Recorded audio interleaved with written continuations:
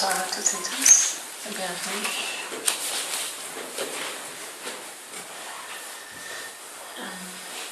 En fait, je pense que je vais faire parler Magali pour commencer, parce que c'est elle qui a eu l'idée de cette rencontre, donc j'ai envie de lui demander c'était quoi l'idée derrière.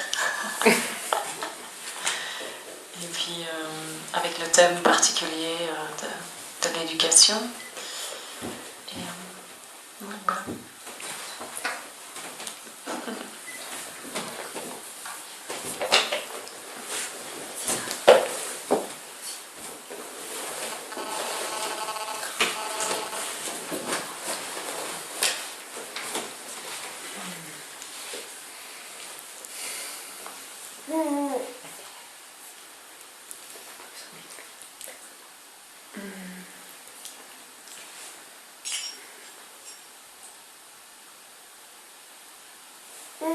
En fait, ce que j'ai constaté quand tu es venue la dernière fois, pour moi c'était super fluide avec Elina, avec ma fille pendant 10 jours. Parce que justement, je suis dans ce truc de voilà, laisser passer les choses, laisser faire, accueillir, tout ça. Puis après, j'ai vu comment ça a commencé à faire refaire ce mouvement de fermeture, de contrôle, tout ça. En fait, juste ça. Je constatais ça.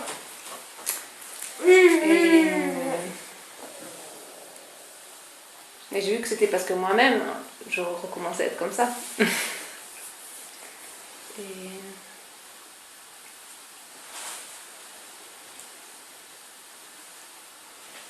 Et du coup, la question, c'est juste, voilà, comment accompagner cette spontanéité que eux ils ont déjà. Okay. Et aussi, par exemple, avec Elina, j'ai un truc, depuis qu'elle est toute petite, il y a une blessure d'abandon qui est là, chez elle. Parce que, enfin, j'identifie ça comme ça. Parce que je l'étiquette avec ce truc d'abandon, mais pour moi, c'est ça que je vois avec elle. Et du coup, plein de fois, on vit plein de choses comme ça où elle est à moitié perdue, où elle pleure. Du coup, moi, je culpabilise en tant que mauvaise mère qui... Voilà. Et il y a ce truc-là qui se joue quoi, depuis qu'elle est petite. Et pour moi, des fois, je ne sais pas comment l'accompagner là-dedans. C'est pas évident. Parce que je suis dans le truc de... Déjà, j'ai mal fait quelque chose, quoi. Et pas juste qu'il y a ça qui est là, tu as besoin de pleurer, ou il y a juste une émotion pour toi qui est vachement forte, qui t'envahit et tu sais pas quoi faire avec, quoi. Et quand il y a un truc comme ça qui est identifié depuis longtemps, voilà, comment voyager avec ça, quoi. C'est ça la question. Voilà. La première chose qui me vient, en fait, c'est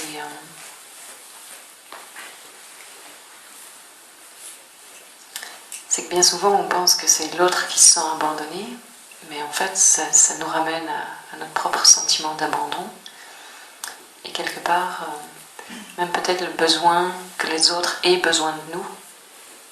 Du coup, en fait, ce que tu penses qui est son abandon ou qu'elle pleure parce qu'il y a quelque chose qui n'est pas donné par toi ou tu n'es pas là, en fait c'est ton besoin à toi que les autres aient besoin de toi pour ne pas que tu sois abandonné. Comme une sécurité que si les autres n'ont plus besoin de moi, alors il y a la possibilité que je sois abandonnée. Donc les autres doivent avoir besoin de moi. Du coup, il semble comme s'ils se sentent abandonnés quand je ne suis pas présente, ou quand je ne leur donne pas ce qu'ils veulent, ou quand je n'agis pas de la façon dont ils ont envie. Mais c'est une sécurité, en fait, chez toi. Et l'autre vient jouer ce jeu-là, en fait. Et je pense que ça se voit avec des enfants qui par exemple se réveillent toutes les nuits, tout le temps. C'est bien souvent le sentiment d'abandon de la mère en fait, qui se joue, et pas l'enfant qui se sent nécessairement abandonné, parce que l'enfant en fait est tellement comme une éponge, ça exprime tout ce qui se passe dans son entourage, c'est même comme les animaux parfois. Et donc au lieu de les voir comme... ils ont un problème, et puis bien souvent on va envoyer des enfants chez les thérapeutes, mais quand moi j'étais thérapeute, je disais mais c'est les parents qui doivent venir en thérapie la plupart du temps, aller voir vraiment ce qui se passe en eux en fait, et l'enfant change. Donc ce qui est dit ici c'est pas différent de ce qui est dit dans les autres rencontres, sauf que c'est un sujet plus particulier, mais on peut vraiment voir en fait qu'on peut grandir avec son enfant, au lieu de le voir comme ils ont des problèmes et puis je dois régler leurs problèmes de façon à ce que ma vie soit cool. et que je sois en paix, c'est de voir que mon enfant en fait exprime ce que je vis à l'intérieur, que moi j'arrive pas à exprimer, mais comme lui il n'a pas de filtre, il n'y a pas de problème à l'exprimer. Ça s'exprime parce qu'il n'y a pas de filtre, parce qu'il n'y a pas de retenue, parce qu'il n'y a pas tout ce que les pensées, le mental racontent et comment ça essaye de se formuler ici. En fait, chez eux, ça sort tout seul. Ça va sortir dans une rage, ça va sortir dans taper des pieds, ça va sortir dans une frustration, une colère, une tristesse, une impression d'avoir besoin de maman constamment. Mais en fait, ça n'a rien à voir avec eux personnellement. En fait, ça se vit ici. Et comme tu l'as vu l'autre fois quand je suis venue, quand toi tu es ouverte, quand toi tu es en contact pleinement avec toi-même, quand toi tu es vrai avec toi-même, en fait il y a une fluidité. Parce qu'il n'est que le reflet de ce qui se passe en toi. Le truc c'est parce qu'ils sont petits, on croit qu'on sait tout et qu'on doit tout leur donner, mais en fait on ne sait rien du tout. Et ils viennent constamment nous refléter ce qui se passe en nous, en fait. Et si on peut voir ça comme ça, en fait, on est constamment... On grandit avec eux. Et on supporte en même temps ce mouvement naturel chez eux en ne leur mettant pas toutes nos projections, en fait, sur eux. En ne définissant pas des problèmes qui ne sont même pas là, mais en regardant vraiment ce qui se passe à l'intérieur et avec ce désir de changer ce qui se passe en nous. Et quelque part, en supportant ce mouvement naturel en nous, on le supporte automatiquement chez tout le monde autour de nous. Oui. J'ai un point de vue lequel on va avoir les causes et effets de la relation par laquelle l'enfant est venu au monde. L'enfant est venu au monde par un sentiment d'amour.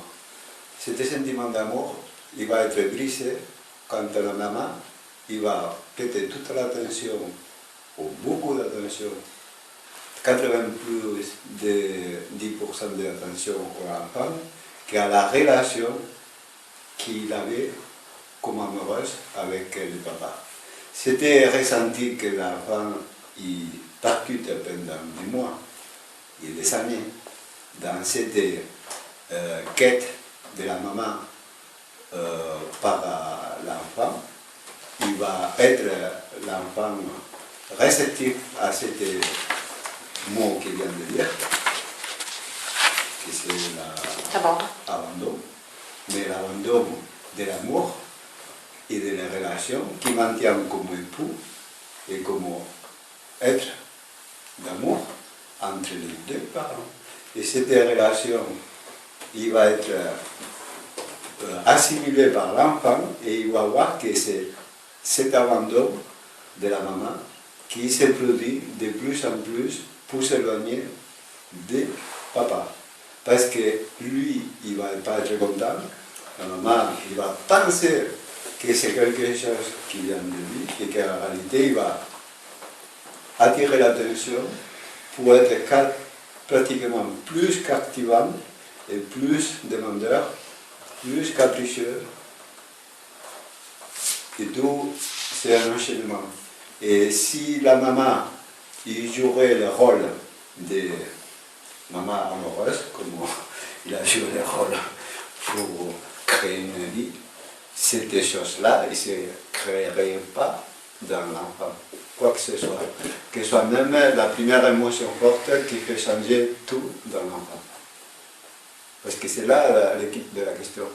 L'équipe de la question, c'est qu'à un moment donné, les enfants, ils ont une émotion dans laquelle ils laissent la porte ouverte à des autres choses là que nous on ne voit pas et qui vont se manifester. Et ces manifestations sont liées avec les rapports que les parents ils ont. Parce que c'est un problème d'abandon. D'abandon par rapport à les choses qui ont été créées. Et ça, les enfants, ils le sentent. Moi, je me rappelle depuis que je suis né. Alors, je sais de quoi je parle. Et peut-être que c'est une expérience propre, mais je crois que c'est un truc humain. Et cette humanité que nous on a perdue grâce à cette dualité dans laquelle on se trouve, c'est dommage parce que la maman elle est très possessive à ce moment-là et il dégage des émotions que l'enfant n'a pas besoin. Parce que l'enfant, au contraire, il émane une vibration d'amour excellente. Et on ne peut pas lier ça avec une interprétation soi-disant, comme ils viennent d'entendre, des thérapeutes ou des trucs comme ça, parce qu'eux, ils sont vraiment à côté de la plaque. Eux, ils se résument avec des conceptions de l'inconscient et subconscient, et des trucs que vraiment, ils ont une relation vachement planétaire, très archaïque. Très archaïque. Et alors, bon, c'est pas du tout le sujet qui va nous faire éclairer ou solutionner un problème qui vient réellement d'un effet que nous, on a créé sans nous rendre compte.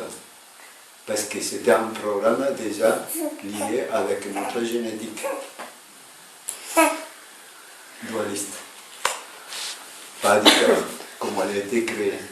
Et elle a la grande différence. Il faut être très attentif parce que les personnes qui sont en couple et qui sont en enfant, ils sont très, quand tu les vois qui sont très liés, très amoureux et qui sont familles nombreuses, c'est pas du tout la même chose que quand ils sont un enfant pour deux et au bout d'un certain temps, il y a plus de 70% de ruptures dans le divorce et tout ça parce que on se sent, ce que vient de dire, le papa il se sent exclu complètement et l'enfant il le sent. C'est pour cela qu'il joue un rôle de conflit. C'est tout. Après il y a une panoplie, un avantage de conflit. Merci. Voilà.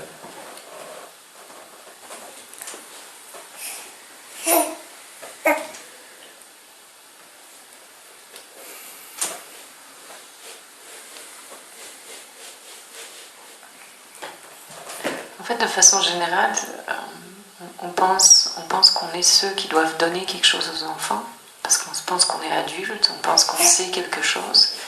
Et puis beaucoup, dernièrement, quand j'ai donné des rencontres et qu'il y avait des parents, ils posaient souvent la même question, en fait. C'était par rapport à ça, oui, mais je suis quand même responsable de mon enfant, c'est quand même moi qui dois savoir. Et en fait, ce que je voyais, c'était ça, en fait. Il y a une croyance qu'en tant que parent, on se définit par le rôle, je suis mère ou je suis père, je dois savoir. Et on ne se donne pas la possibilité de simplement dire je ne sais pas. On croit qu'on a cette responsabilité vis-à-vis d'eux de tout savoir, d'avoir toutes les réponses, de leur dire comment ils doivent vivre leur vie, de savoir mieux qu'eux comment ils doivent vivre leur vie, de choisir pour eux parfois. Et en fait, parfois se donner juste cette liberté, en fait, cette possibilité de pouvoir simplement dire je ne sais pas, j'ai pas de réponse, ça change déjà tout. Parce que plus on est authentique avec soi-même et plus on offre cette authenticité à l'enfant, en fait, plus on l'autorise à être pleinement authentique avec lui-même. Plus on dit oui quand c'est oui et non quand c'est non, plus il apprend ça aussi pour lui. Ce qu'on croit, c'est qu'on doit se sacrifier, on doit faire des choses qu'on n'a pas envie de faire, on doit agir d'une certaine façon en tant que parent, on doit cacher ce qui se passe parfois dans la relation papa-maman, se cacher ce qui se passe à l'intérieur. On croit que si on est triste, on doit dire tout va bien, alors que l'enfant est tellement intuitif qu'il sent tout. Et en fait, plus on revient à cette authenticité et on peut dire ben non, écoute, maman va pas bien pour l'instant, là je suis triste, puis je sais même pas pourquoi, ou peut-être que je pense que je suis triste pour ça. Ben l'enfant, en fait, il se sent soulagé parce que ce qu'il apprend, c'est qu'il peut faire confiance à son ressenti. Parce qu'il sent qu'il y a quelque chose qui ne va pas. Il ne sait pas mettre de mots dessus parce qu'il n'a pas appris, il ne fonctionne pas comme nous, il n'a pas tous ces concepts et tous ces bazars-là. Mais il sent bien qu'il y a quelque chose qui ne va pas. Et pouvoir juste dire, ben oui, maman elle va être triste, ou papa il va pas bien, ou papa il se tracasse, parce que, je sais pas, on ne sait pas comment manger demain, pas d'argent. Et ben en fait, il s'en fout en fait d'avoir une solution. Tout ce qu'il va se sentir, c'est que ce qui se passe en lui, c'est confirmé en fait. Et il va se sentir rassuré simplement parce que ce qu'il cherche, c'est la connexion. Il s'en fout qu'il y ait des problèmes ou qu'il n'y ait pas de problème. Ce qu'il veut, c'est se sentir connecté.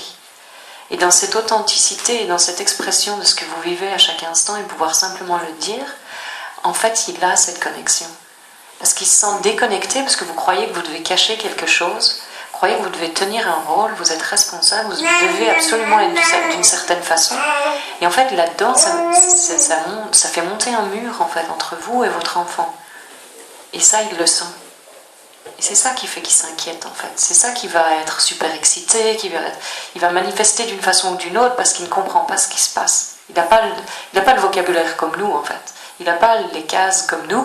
Et il ne fonctionne pas du tout de cette façon-là. C'est juste pure spontanéité.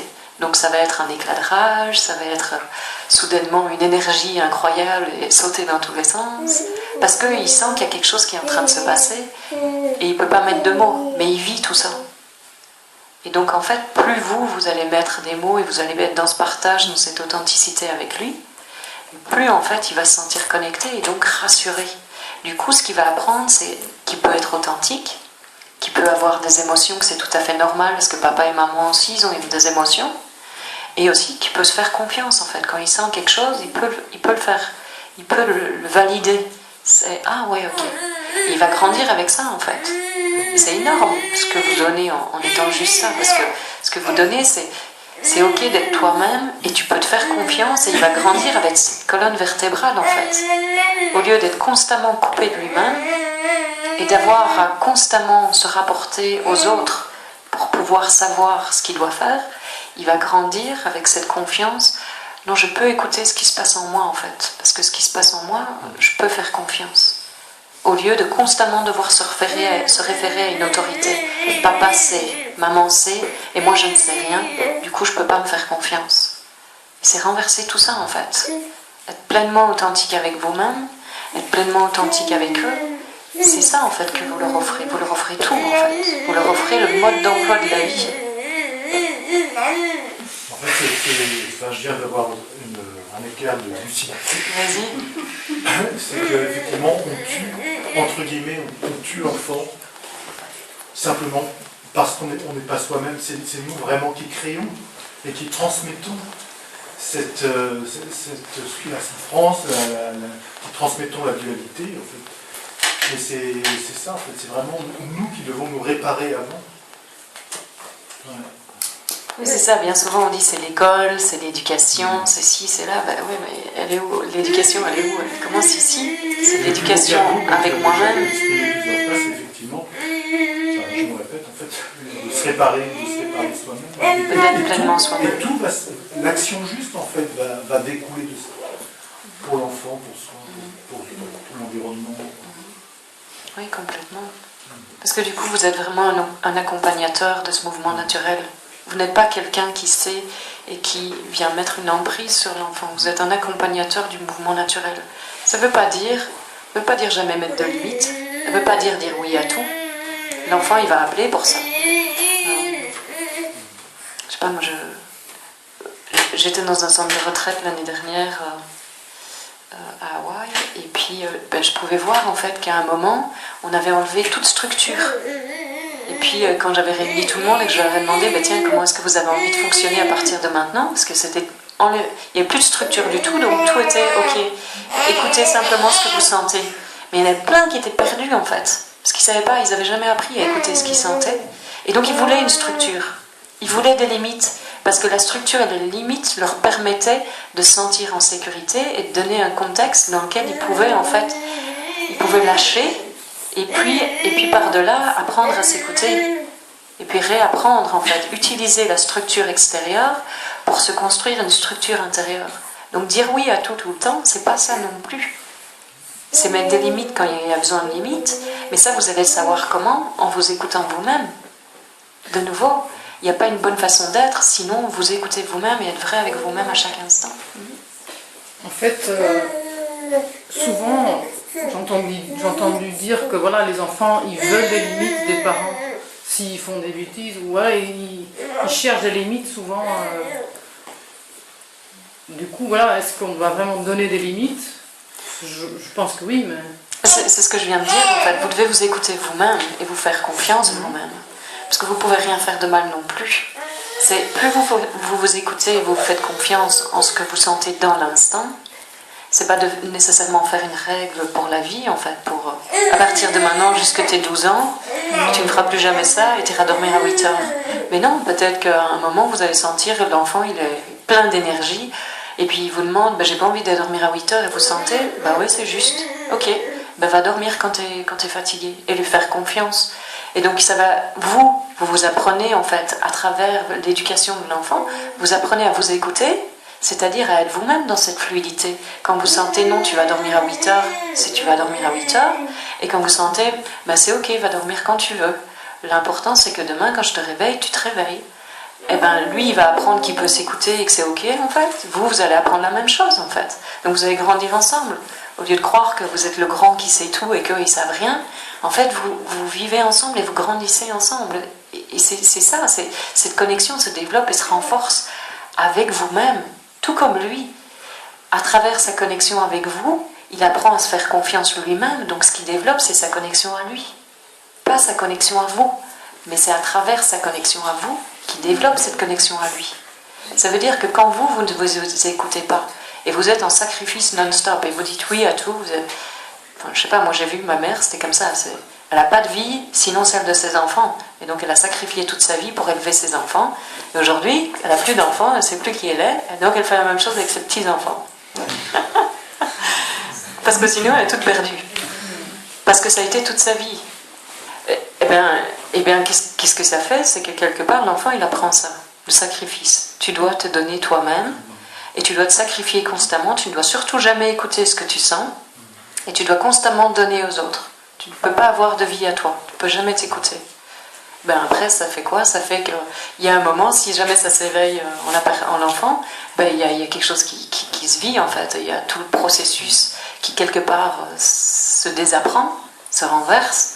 Et puis, bien souvent, ce qui est très comique aujourd'hui, c'est que ma mère vient près de moi, et c'est elle qui écoute mes audios, et puis qui vient me dire, qui vient me demander comment faire. Voilà, c'est merveilleux. Mais en même temps, si vous pouvez aujourd'hui déjà grandir en vous-même avec ça et offrir ça, c'est la plus belle éducation qui soit. C'est pas à propos d'être d'une certaine façon, c'est d'être pleinement vous-même. C'est ça la véritable éducation pour moi. C'est d'être tellement en amour avec vous-même que ça transpire partout autour de vous et que c'est ça l'enfant qui prend. Et il prend quoi? D'apprendre à s'aimer lui-même, d'apprendre à se faire confiance, d'apprendre à s'écouter, de savoir qu'il a une colonne vertébrale en lui sur laquelle il peut compter. Et du coup, ces relations sont le reflet de ça. Et le monde est le reflet de ça. Et vous êtes le reflet de ça. Parce que c'est ça que vous leur avez donné. Excusez-moi. Oui, bien sûr.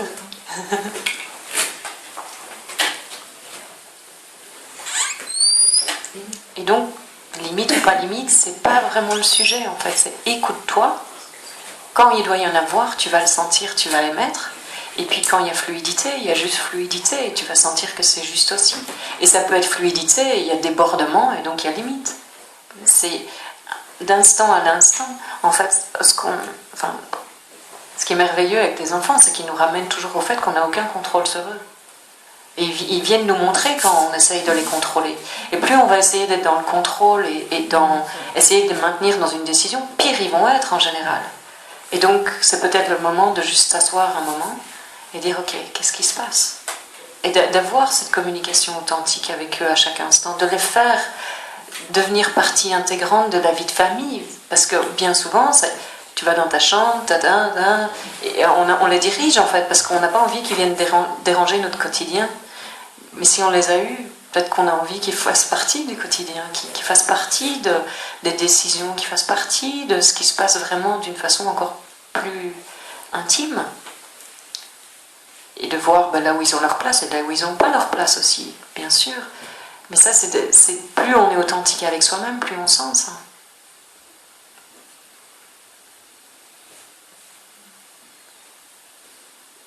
Et donc au lieu de leur donner une place d'enfant, on leur donne une place d'être à part entière. Et de les voir en tant qu'être à part entière, ça change déjà toute la relation avec eux. Ce que je voyais très fort chez ces parents qui me posaient des questions, mais je leur demandais, je dis, est-ce que vous parleriez comme ça à votre meilleur ami? Ils disaient non, jamais. ils auraient de l'espace, leurs meilleurs amis, ils auraient de l'espace pour parler, pour s'exprimer, ils seraient entendus, ils prendraient le temps, ils leur demanderaient mais qu'est-ce que tu vis, nan, nan. Et parce que c'était un enfant, leur enfant, ils pensaient non, ils doivent donner toutes les réponses, ils doivent tout savoir et tout. Et quand ils étaient avec leurs meilleurs amis, ils ne pensaient pas qu'ils devaient tout savoir et trouver des réponses à leurs problèmes. Ils étaient juste là dans l'écoute, avec ce qui se passait dans l'instant. Et en fait, c'est de voir que simplement l'idée du rôle, en fait, empêche cette authenticité. Parce qu'il y a une idée de ce que doit être un parent. Alors après, il y a comme Magali disait, non seulement il y a l'idée d'être un parent, mais il y a l'idée d'être un bon parent. Parce qu'intrinsèquement, on peut penser qu'il est possible qu'on soit un mauvais parent. Et du coup, on veut essayer de refouler ça, de ne pas regarder à ce qui croit en nous qu'on n'est pas capable d'élever un enfant ou qu'on peut être un mauvais parent. Et du coup, on essaye de tout bien faire. Mais tout bien faire, c'est simplement être authentique avec soi-même à chaque instant et d'être vrai, de dire oui quand c'est oui, de dire non quand c'est non, d'expliquer quand il y a besoin d'une explication, de communiquer quand il y a besoin de communication, de câlin quand c'est câlin, de fermeté quand c'est fermeté. Donc ce que c'est changement et fluidité en permanence. Et c'est ça, cette authenticité. C'est ça l'amour. C'est donner à l'enfant sa place d'être à part entière. Parce que c'est ça que vous vous donnez alors à vous-même. Vous n'êtes pas un parent, c'est très réducteur d'être juste un parent. Comment est-ce que vous pouvez être juste une mère ou un père? Avant tout. Pardon? Ça dépend des conditionnements de l'endroit géographique dans lequel tu te trouves. Oups, c'est venu tout seul. Poup. Parce que ce que nous on vit ici en Occident, c'est pas la même chose qu'on peut vivre dans n'importe quel coin de la planète. Mais en l'occurrence, ici, on est ici. Au niveau des parents, hein? Et des influences, soi-disant, de connaissances planétaires par rapport à l'éducation et tatata, c'est pas du tout la même. C'est comme l'histoire liée avec les tribus.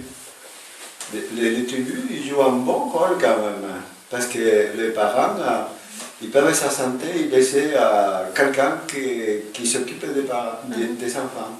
Et ils ont une belle... Oui, parce qu'ils vivent avec le concept que mes enfants ne sont pas mes enfants, ce sont juste des enfants. Voilà. Et donc je ne suis pas le parent de cet enfant, il n'y a pas de possession, il n'y a pas de possessivité, donc l'amour peut couler un peu partout.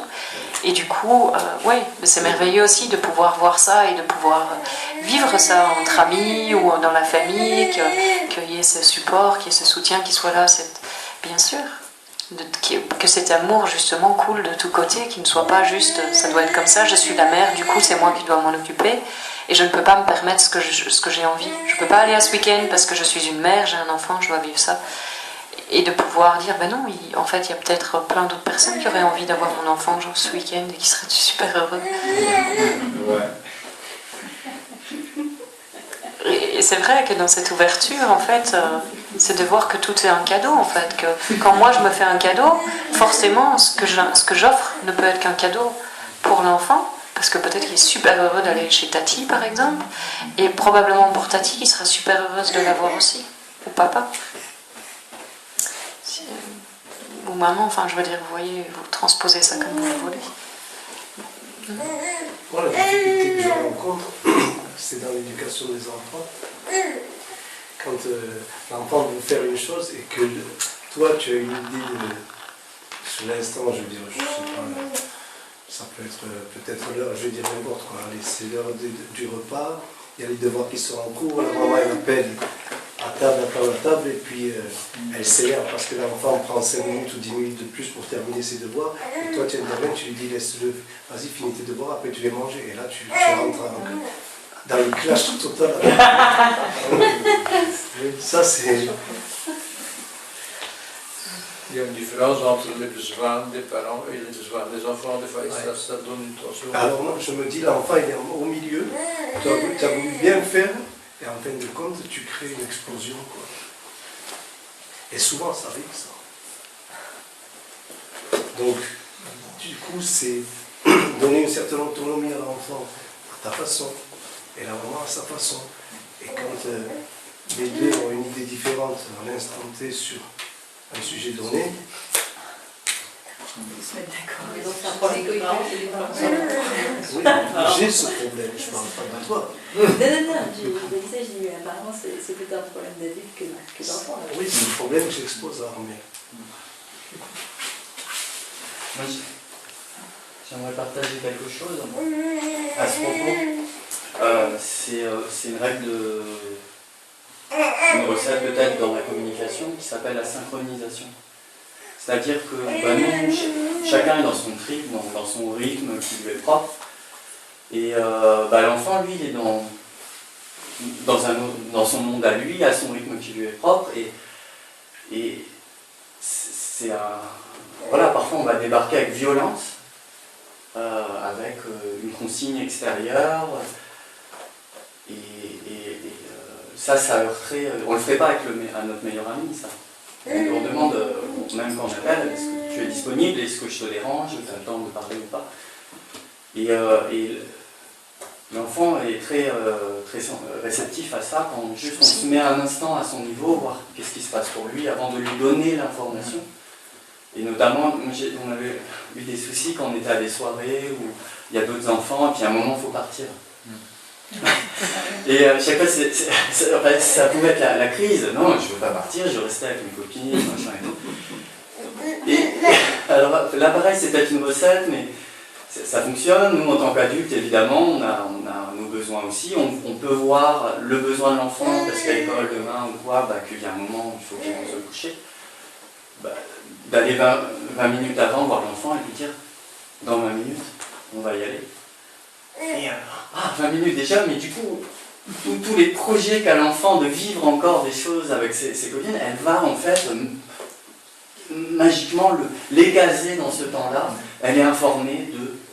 Et au moment de partir, c'est le moment.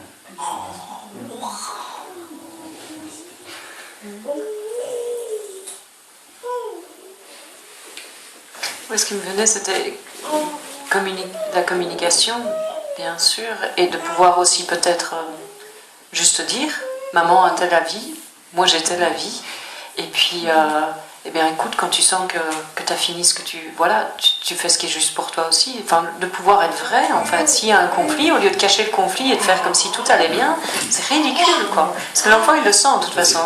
C'est déjà foutu. Hein. Soit peut-être qu'il ne va pas manger, ou alors il va être super difficile, il va en mettre partout. Enfin, je veux dire, et ça va se manifester de toute façon. Donc, la communication, voilà, quand ça s'est passé, ça ne peut que faire du bien en fait. Au lieu d'essayer de cacher, c'est d'exposer le conflit en fait, pour qu'on voit que c'est pas si important que ça en fait. Parce que le truc, c'est que on en fait d'une importance monumentale. Hein. Maman qui s'est fait couper par papa, c'est la Troisième Guerre mondiale. Hein. Il n'y a pas besoin d'Hitler et des Juifs. Hein. Je veux dire, à la maison, ça se passe non-stop, la guerre mondiale. Hein. Si j'ai pas raison, si il m'a dit que j'avais tort, s'il n'a pas soutenu ce que je disais, ça y est, c'est la guerre. Quoi. Et de voir, en fait, ça, et de pouvoir exposer le conflit, en fait, dégrossit l'idée qu'il y a un réel problème, là. Il y a vraiment quelque chose à faire. En fait, vous voulez tous les trois la même chose. Vous voulez un moment où vous allez tous vous retrouver, connectés, manger un bout ensemble.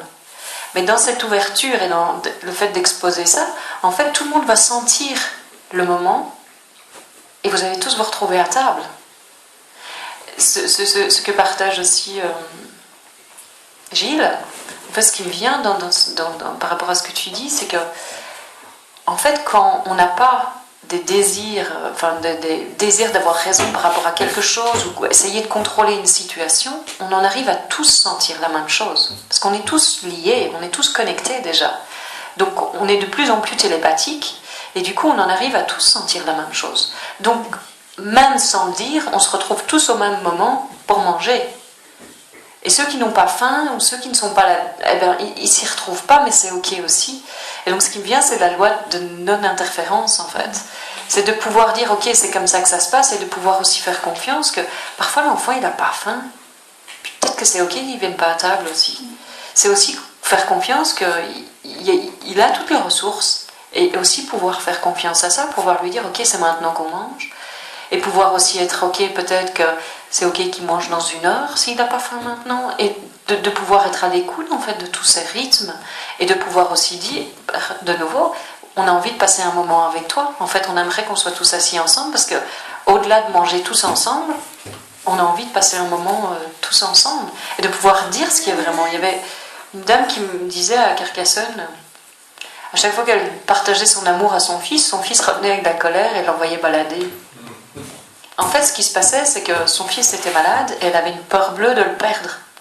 Et au lieu de lui dire « j'ai peur de ce qui va se passer », elle n'arrêtait pas de lui dire « je t'aime, je t'aime, je t'aime ». Et il était comme « ah, va-t'en avec tout ça, quoi ».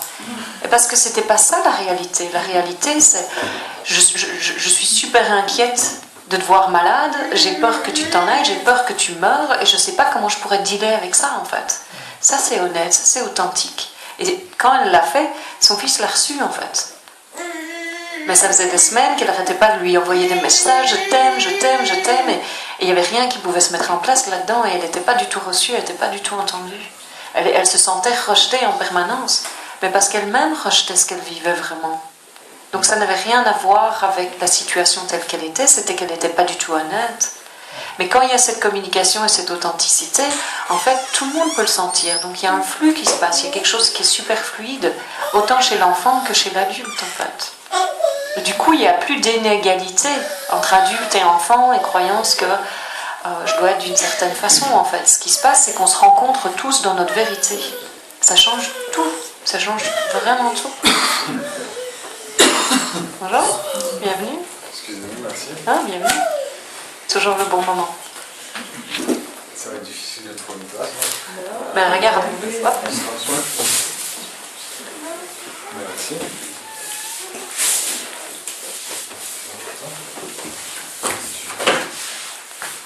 Bonjour.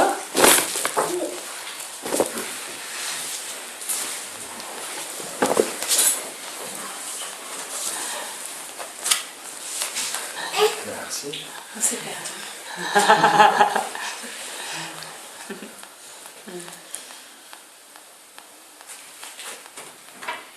C'est pour ça que c'est vraiment des miroirs extraordinaires, quoi, les enfants. Et tout de suite, ils renvoient le truc. Ouais. C'est là qu'on nous enseigne. Oui, si vraiment on veut le voir comme ça, en fait, c'est miraculeux ce qui se passe en permanence. Parce qu'ils sont constamment en fait en train de nous appeler à cet amour. C'est la seule chose qu'ils font, c'est la seule chose dont ils sont capables en fait. Ils sont capables que d'aimer. C'est la seule chose qu'ils peuvent faire. Donc constamment en fait ils nous ramènent à ça. Les gens ils sont vraiment en train de nous dire, t'es vraiment en train de te prendre la tête pour ça? Et d'arrêter de prendre les situations tellement au sérieux, en fait, de prendre les choses tellement au sérieux, de croire que c'est la fin du monde parce qu'ils ne viennent pas s'asseoir à table en même temps que nous. Et de pouvoir voir ça, de voir comment on croit qu'on sait ce qu'il y a de mieux. Ben oui, c'est vraiment pas sérieux tout ça.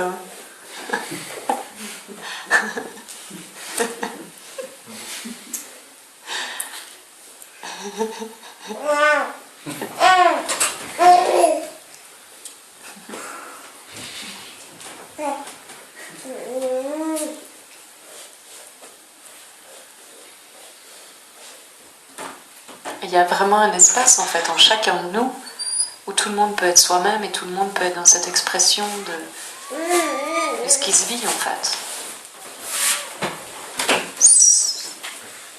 Et donc du coup il y a un accompagnement naturel aussi par rapport à ce que l'enfant vit. Il y a de l'espace, parce qu'il y a de l'espace en nous pour cette authenticité, il y a aussi de l'espace en nous pour eux, pour qu'ils vivent ce qu'ils ont à vivre. Il n'y a pas file dans ta chambre parce que c'est vraiment pas le moment. On est éduqués tellement différents, on est éduqués comme ça. Ben oui. On est bloqué là-dedans. Mais tu as envie d'autre chose. Tu as déjà envie d'autre chose pour toi, donc tu as envie de partager ça avec eux, évidemment, parce que tu sens bien comment ça bloque chez toi, du coup tu as envie. Bah oui, parce que souvent ça marche pas, c'est des conflits, Et tu peux voir qu'à travers les soutenir là-dedans, en fait c'est toi vraiment que tu soutiens là-dedans. À travers une authenticité partagée avec eux, c'est l'authenticité avec toi que tu retrouves. C'est ça, tu es obligé d'être authentique avec toi-même pour pouvoir être authentique avec eux. Et donc avant tout, ce que tu vis, c'est un épanouissement de toi. Et à travers ça, tu vois aussi l'épanouissement chez eux, en fait. Parce qu'ils ne sont pas séparés. Donc c'est miroir et c'est effet direct. Donc c'est jamais essayer de résoudre un problème chez eux qui n'est pas là. C'est vraiment de voir que quand moi je suis authentique avec moi-même, en fait, tout le monde est le reflet de ça. Et ça se passe, parce qu'on parle de parents-enfants ici, mais ça se passe dans toutes les relations. Ça se répercutera avec vos parents, avec vos frères, vos soeurs, vos amis, votre boss, partout, en fait. Mais bien souvent, on croit qu'on doit avoir une vie spirituelle en dehors de ce qui se passe à la maison, ou en dehors de sa carrière, ou en dehors de ci. Et en fait, la vie spirituelle, ça doit être 100% de la vie, ou alors c'est pas spirituel. Si c'est pas 100% de la vie, c'est pas ça.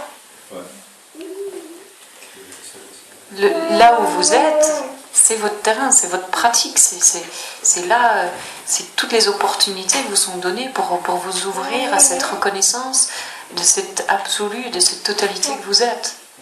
C'est pas quand l'enfant est au lit, c'est là avec lui maintenant. C'est là dans votre relation avec votre partenaire, avec votre boss quand c'est le cas, c'est dans toutes les situations, ça ne doit pas être séparé en fait.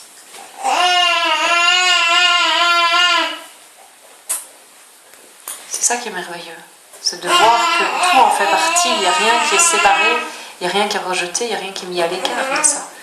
C'est la totale inclusion. On croit bien souvent qu'on doit se créer une vie à part, mais en fait si on cherche tout le temps de l'espace, c'est parce qu'on ne s'écoute pas. Du coup on a besoin d'espace extérieur pour pouvoir se retrouver avec soi-même, parce qu'on ne s'écoute pas.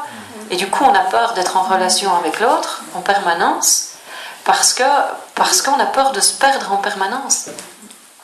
Mais ce qu'on veut vraiment, c'est être authentique, quel que soit l'endroit où on se trouve. C'est ne pas devoir dépendre d'un espace extérieur pour pouvoir être soi. C'est ne pas avoir besoin d'aller dans la montagne pour être soi-même, et pouvoir le faire aussi quand c'est ça qui appelle. Mais ne pas en avoir besoin. Savoir que, en fait, je peux dire à mon mari, à mes enfants, ce soir, vous vous faites à manger, moi j'ai besoin de me reposer, je vais dormir, je vais dans ma chambre à 7h, et puis j'ai envie de lire un livre, de prendre un bain, et j'ai pas envie de parler ce soir, voilà. Et pourquoi ce serait pas ok ? Si c'est ça qui vous habite, c'est super important que vous l'écoutiez. C'est la vérité dans l'instant. C'est ça l'amour dans l'instant. Dans l'instant, c'est pas essayer d'être une maman super attentive et de faire à manger à toute la petite famille. Ça, c'est pas de l'amour du tout, c'est du sacrifice. C'est ça que vous enseignez dans l'instant. Sacrifie-toi et surtout ne t'écoute pas, et tout ira bien.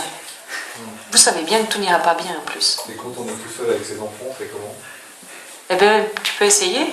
Si c'est ça que tu vis dans l'instant, pouvoir leur dire, écoute... 7 ans et 5 ans, je ne sais pas s'ils vont se faire à manger tout seuls.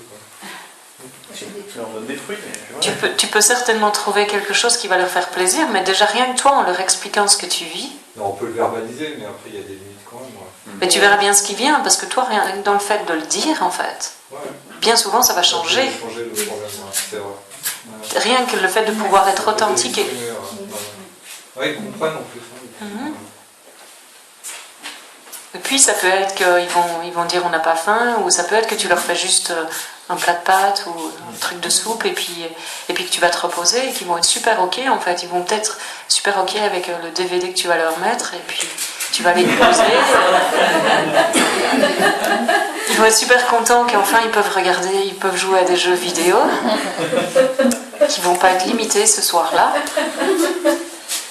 Et en fait, leur développement ne va pas en pâtir parce qu'ils vont passer 2 heures à jouer à des jeux vidéo. Parce que c'est ça qui se vit dans l'instant, c'est juste pour toi, et ils vont être super heureux aussi si c'est ça qui est là. C'est pas qu'il y a une certaine façon de vivre qui est absolument horrible en fait. Jouer à des jeux vidéo, c'est complètement... Non, quand c'est ça qui est là, c'est ça qui est là. C'est pas pire que de lire un livre, c'est pas mieux, c'est pas... En fait, c'est arrêter de croire qu'il y a une bonne façon et de pouvoir être ouvert à ce qui se présente dans l'instant, dans l'authenticité avec vous-même, et du coup aussi dans l'écoute de ce qu'eux ont besoin ou envie dans l'instant. Et ça se rencontre en fait. Quand on arrête d'avoir toutes ces croyances, on se rencontre non-stop. On se rencontre avec eux en permanence. Et on se rend compte que, en fait, très souvent, on sent la même chose. Ce qui empêche ça, c'est souvent toutes les croyances qu'on a par rapport à ce qu'est une bonne éducation. Quand ils veulent manger des frites et que vous avez décidé qu'ils devaient manger des légumes, puis tout ce qu'ils veulent c'est manger des frites, ben, regardez pourquoi vous voulez absolument qu'ils mangent des légumes en fait. Soyez vrai. Regardez, peut-être que c'est ok en fait qu'ils mangent des frites, mais que vous avez décidé non, les légumes c'est ce qu'il y a de meilleur pour la santé, les frites c'est pas bon. Ok, mais c'est vous hein, qui vous faites violence dans cet instant-là. Mais chaque jour, manger des frites chaque jour. Mais ils en voudront pas chaque jour. C'est ça en fait, hein, ils vont pas en vouloir chaque jour, ils vont vous demander de la soupe et des légumes. J'en connais une qui mange que des pâtes. C'est pas la mienne, mais voilà. Après, quand je pense du point de vue de l'enfant, tu vois tes parents se régaler avec des champignons qui ont été cueillis dans la forêt, avec des bons légumes. Il y a quelque chose de très communicatif quand même dans ça. Et encore une fois aussi, à partir d'un certain âge, expliquer que les bienfaits des vitamines, des fibres, il entend l'enfant. Et il est content d'avoir des bonnes choses pour grandir. Il participe à ça.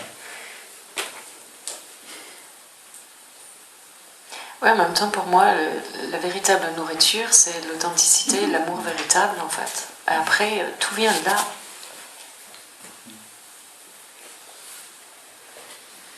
Parce que ce que tu veux derrière le fait qu'il mange bien, c'est qu'il soit heureux, de nouveau. Derrière ça, il y a un autre désir.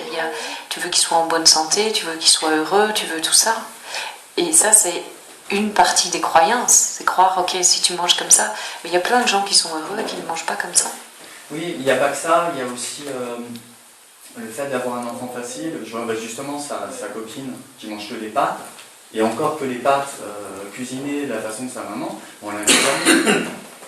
Pour cet enfant, c'est limitant. Un enfant peut se mettre dans des comportements qui sont limitants, et moi j'estime quand même avoir un rôle d'invitation sur le vaste monde, de découverte, de voir qu'il y a d'autres façons de faire. C'est ton interprétation que c'est limitant pour elle.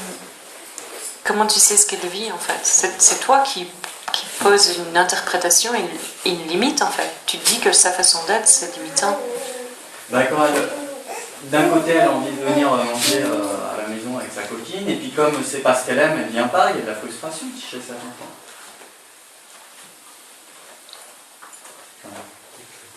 Moi, j'ai le fils d'une amie, lui, c'était.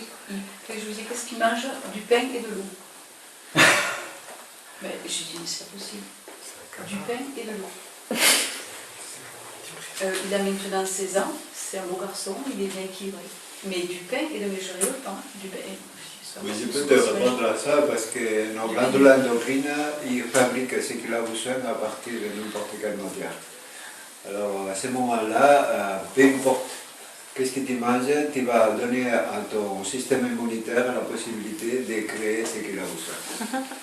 Chose que nous on est en train d'empêcher grâce à notre éducation, soi-disant vitamines, machin truc, pour neutraliser ce système immunitaire qui nous donne la possibilité de créer. Ça c'est un truc naturel, mais chose que scientifiquement dans l'administration, il n'est pas concevable parce qu'on consomme. Ils va nous influencer pour nous faire croire que parce qu'on boit de lait, on a du calcium, parce que c'est blanc. Et ça, c'est la pire des choses qu'on peut créer dans notre psychologie pour créer que les enfants ont besoin de calcium pour grandir.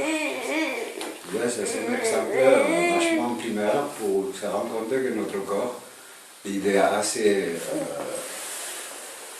technologiquement, je dirais, biologiquement très puissant pour avoir et créer ce qu'il a besoin. C'est ce que je veux dire par la loi de non-interférence en fait, c'est que si vous faites confiance à l'enfant, en fait il va vous montrer naturellement hein, ce dont il a besoin. Parce qu'eux ils sont en contact avec ça. C'est nous qui ne le sommes pas à cause de toutes ces idées, vitamines, légumes et manger comme ci et comme ça et comme ça. Et on croit que c'est mieux que ce qu'ils pensent parce qu'on est adulte et on croit qu'on sait et on pense qu'ils ne savent rien. Et puis en fait, il y a un mouvement, il y a quelque chose de naturel, tellement naturel et spontané chez l'enfant que c'est lui qui nous enseigne en permanence en fait, à être à l'écoute. ce qui est délicat, je trouve, dans ce que tu dis, c'est que pour moi, ça sonne hyper juste à partir du moment où on est vraiment connecté à soi. J'ai l'impression que la réponse de l'enfant, elle va effectivement dans ce sens-là. Cette connexion à soi, elle est difficile à avoir. Et du coup, quand on ne sait pas trop, et du coup, on se cale sur Armelle, ce qu'elle a dit là. Et en fait, quand tu es paumé, et que tu ne t'en rends pas compte nécessairement, et que tu laisses du coup. Qu'est-ce que je veux dire? C'est que au moment où je ne suis pas alignée, moi au début, le cadre c'était très ouvert, l'enfant, tout ça, super. Et puis en fait, je ne suis pas toujours alignée, et du coup, j'ai vu qu'au moment où je ne suis pas alignée, et bien, tant qu'à faire, il vaut mieux avoir un cadre, même si des fois il est, un peu sec, mais au moins il est là. Comme moi je ne suis pas alignée, au moins le cadre il est là. Tu vois? Je ne suis peut-être pas claire, mais voilà, je ne suis pas toujours alignée, et on est tous là, pas toujours alignés. Et pour le gamin, du coup, de suivre ces principes qui sont justes quand on est aligné, mais qui n'ont plus de sens quand on n'est pas aligné, pour le gamin c'est flippant un peu. C'est le moment où tu n'as plus de cadre. Tu suis une théorie, mais qui n'est pas appliquée, qui n'est pas mise en pratique. Moi, concrètement, dans ma vie, au fur et à mesure que j'ai vieilli et que j'ai eu un enfant, 2 enfants, 3 enfants, j'ai mis des cadres que je vois bien qui sont vraiment pas justes des fois. Mais au moins, ils sont là, ils peuvent s'appuyer dessus. J'aimerais bien être plus souvent, tu vois, je vois bien que j'en oublie des fois, du coup, d'être lié à moi et j'en oublie des fois d'avoir une relation juste avec eux. Ouais. Mais c'est ça, en fait, ce que tu peux voir, c'est ta peur à toi, en fait, que ça se passe pas bien, et donc de mettre un cadre pour eux, parce que tu ne te fais pas confiance toi-même, en fait. Vrai. Et si je me suis pas fait confiance, c'est qu'il y a un moment où j'ai vu aussi que... Voilà. Oui, mais c'est ça, c'est que tout le truc pour toi, c'est d'apprendre à te faire confiance, et plus tu apprends à te faire confiance, et plus tu t'écoutes, et plus tu vois, en fait, le résultat avec eux, et quand ils ont l'air d'être dans tous les sens, en fait, ça te ramène à quoi? Ça te ramène à toi. Et à voir que dans l'instant, toi, tu ne t'écoutes pas. Ou toi, tu n'es pas juste avec toi-même et tout ça. Et donc, en fait, quelque part, vous êtes l'enseignant l'un de l'autre, j'ai envie de dire. C'est que toi, tu peux voir là où tu as tes peurs qui sont là et pourquoi le cadre est important, etc. etc. Et je ne dis pas que tu dois tout lâcher et tout, hein, parce que j'ai aucune idée par rapport à ça. Mais de voir, en fait, ce qui est derrière pour toi, parce que ce que tu veux, c'est continuer à t'ouvrir, en fait. Tu veux te reconnaître en tant que ce que tu es, tu veux leur offrir ça, en fait. Et plus toi, tu reconnais cette structure intérieure et tu fais confiance à ça, plus tu les invites à ça aussi. Et si tu peux voir que si tu as posé un cadre, c'est parce que tu as peur de ne pas pouvoir te faire confiance à chaque instant. Peut-être que c'est aussi que j'ai vu, que je l'ai aussi vu, oui, que si t'es pas aligné, du coup, c'est mieux qu'ils aient un cadre. Voilà, c'est ça. Ouais. Mais c'est l'expérience. Mais oui, mais c'est parce que tu ne te fais pas confiance. Tu fais pas confiance que dans l'instant, tu serais capable de gérer avec la situation qui est ce qu'elle est. Donc le cadre va le faire. Vas-y. Ça me fait penser à ce que je vis, puisque je suis parent aussi. Et cette question qui revenait...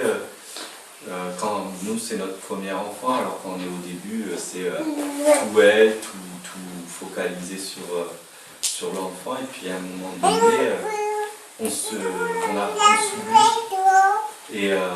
Mais à ce moment-là, quand on en percute, c'est là qu'on peut agir, c'est là qu'on peut réagir. C'est-à-dire que je me vois à chaque occasion où je ne me suis pas écouté, soit d'enlever un cadre, soit d'en mettre un, parce qu'en fait, il y a mettre ou pas mettre de cadre, ça dépend du moment, de l'instant. Il y a des fois où il vaut mieux qu'il y ait un cadre très serré, et des fois où il faut mieux qu'il n'y ait pas de cadre, mais c'est surtout le moment où on se sent mal. Si on se sent mal, c'est la parfait. Donc faire un pas en arrière, 5 secondes, des fois suffit 2 secondes de respiration pour se dire... laisser le mouvement reprendre autrement,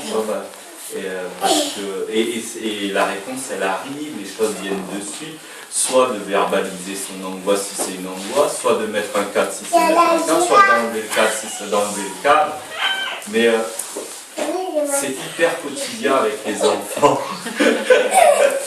Exactement ça, c'est hyper quotidien, c'est ça qui est génial avec les enfants, c'est que voilà, on est tout d'un coup, on est sérieux dans mon... Je suis en train de raconter mon truc sérieux et il y aurait ma fille, ça serait pareil. Elle fait, ah, d'un coup, bon, t'as parlé assez, ça veut dire. Voilà, allez. Mais voilà, c'est vraiment... Voilà. Thierry, tu voulais aussi partager quelque chose? Oui, un truc qui m'est venu par rapport à ce sentiment de nécessité. En fait, c'est encore une croyance, ce sentiment de nécessité. Bon, bah, quand je ne suis pas aligné, il y a l'urgence, il faut mettre une béquille en attendant que ça revienne.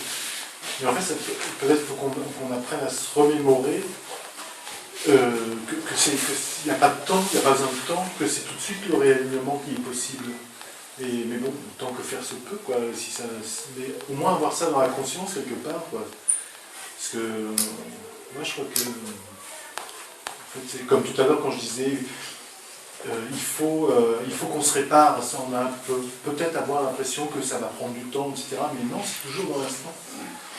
Parce que c'est toute une histoire qui se raconte. Hein. J'ai des problèmes et ça va me prendre des années pour régler tous mes problèmes. Dans l'instant, tout peut s'en aller. Hein. Dans l'instant, il a vu, wow, ça part en couille ici. Ah, on peut le dire comme ça aussi. et puis le voir et en fait faire un autre choix et tout va bien en fait. Et ce qu'on pensait qui était un problème en fait n'en est plus et complètement switché dans l'instant en fait, complètement changé.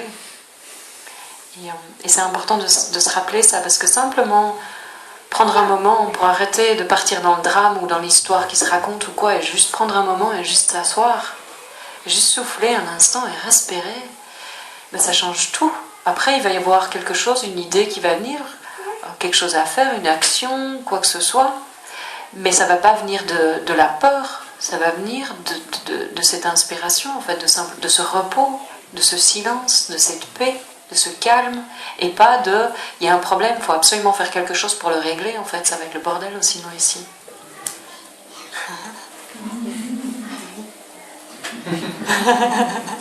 Mais oui.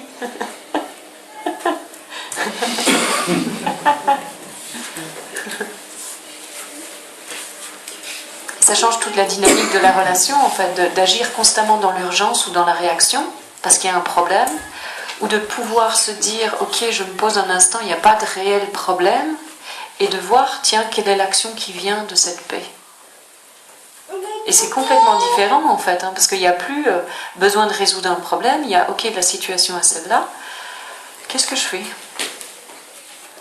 Et il y a action ou il n'y a pas action. Peu importe ce qui se passe, il y a communication, mais ça vient plus du tout du même endroit, en fait. Et ça vient justement de se faire confiance alors. Et c'est ça que ça réapprend, c'est ça que tu réapprends. Que c'est ok de se poser un instant, de ne pas savoir comment réagir, de ne pas savoir que faire dans ce genre de situation, de pouvoir juste se poser et de laisser la vie donner la réponse, au lieu de constamment croire qu'on doit savoir. Qu'est-ce que je savais de quoi j'allais parler moi là maintenant? Sérieusement? C'est pour ça. La seule chose qui m'est venue, quand j'étais en silence, c'était demande à Magali de parler d'abord, parce que moi j'ai aucune idée. Et puis voilà, et puis il y a tous ces mots qui viennent, et puis il y a ça qui se met en place. Mais j'ai jamais aucune idée en fait avant, que ce soit ici ou n'importe quel autre, mais c'est pareil. Et puis il y a une dynamique, il y en a un qui partage, un autre, et puis pouf, tout se met en place, et vous voyez qu'il y a une fluidité. Il y a un enfant qui fait un geste, il y a tout ça qui se passe, et pouf. Mais il n'y a pas quelqu'un qui sait ce qu'il doit dire, et j'ai aucune idée, hein, moi.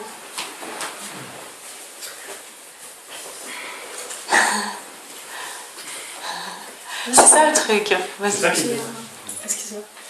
Tout à l'heure, tu disais par rapport au sacrifice, le fait de sentir où sont les limites et de se dire, ok, si je veux pas me sacrifier, je prends du temps pour moi. Et puis là, à l'instant, on a abordé aussi le fait que finalement rien n'est grave et qu'on peut aussi lâcher prise à tout moment et donc d'une certaine manière repousser aussi nos limites. Ou est-ce qu'il y a une espèce de seuil comme ça? C'est de nouveau l'écoute de toi, je pense. Parce que bien souvent, quand on ne s'écoute pas soi-même, on aura tendance à crier, par exemple, sur les enfants. Et de voir, est-ce que je peux repousser mes limites quand j'ai besoin en fait de temps pour moi, et que parce que je ne m'écoute pas et que je ne prends pas ce temps pour moi, du coup, je deviens hypersensible et en fait tout ce qu'ils font m'insupporte. Non, je veux dire, ce qui est super juste, c'est de prendre du temps pour toi. C'est pas d'essayer de repousser tes limites. Quand je dis tout est ok, je sais plus, qu'est-ce que j'ai dit avec tout est ok? C'était quoi l'exemple? Parce que je pense que de toute façon, la réponse c'est toujours authenticité avec soi-même dans l'instant. Ça veut dire que si tu es fatigué, mais tu sens que, en même temps, c'est juste pour toi de passer du temps avec ton enfant, même si tu es fatigué, tu peux aussi lui dire je suis fatiguée en fait, donc là je te donne 10 minutes parce que j'ai envie de prendre un moment avec toi, et puis après je vais prendre du temps avec moi en fait. Donc ça pourrait être repousser une limite parce que tu sens, mais c'est toujours parce que tu le sens. Si tu ne le sens pas, en fait, tu ne seras pas présente de toute façon dans ce moment-là. Tu seras présente à toutes tes pensées qui disent « Ah, qu'est-ce que j'ai envie d'être toute seule ?» Donc, c'est pas de la quantité qu'il faut donner, c'est de la qualité. Ça veut dire quoi? C'est que quand tu es avec eux, tu es pleinement avec eux. Et ça peut être juste 2 minutes.